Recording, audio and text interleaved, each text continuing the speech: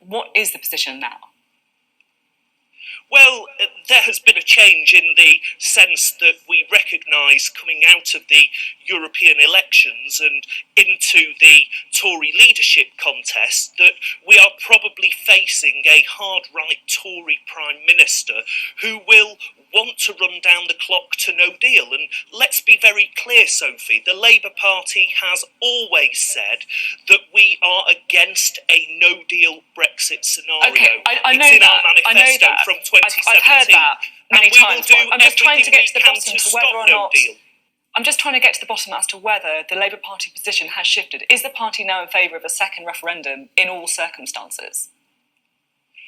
Well, Jeremy said that, and that is because we face the risk of no deal, so that any Brexit deal that is brought to Parliament, including a no-deal scenario, we will say as the Labour Party that there should be a second referendum on those prospects because, it's looking increasingly likely that we're heading to no deal. That was not on the ballot paper in 2016. It is a real risk to the NHS. It is a real risk to manufacturing industry. And I represent a constituency in Greater Manchester that is still heavily reliant on manufacturing industry.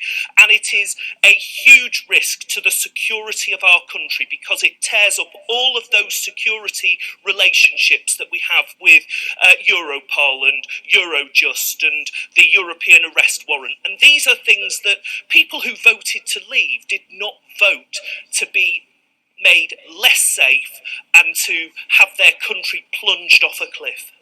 When you talk about your own constituency there, which of course voted to leave the EU, I just want to ask you about something that you wrote recently after the local elections. You said in this piece, it's clear from the reaction on the doorstep that the talk about another referendum was a difficult message to explain to many of our traditional voters.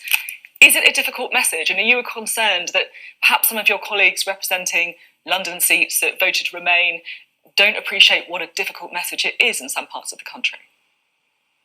It's an incredibly difficult message because, look, at the end of the day, we put a question to the people and we got an answer in 2016.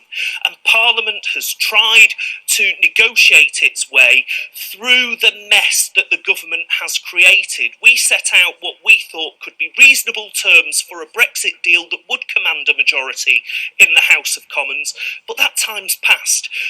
We are not going to get Labour's Brexit deal presented by Prime Minister Johnson or Prime Minister Hunt. And so the realisation is that whatever they come back to Parliament with between now and October, we have to go back to the people and we have to say, is this really the Brexit that you want?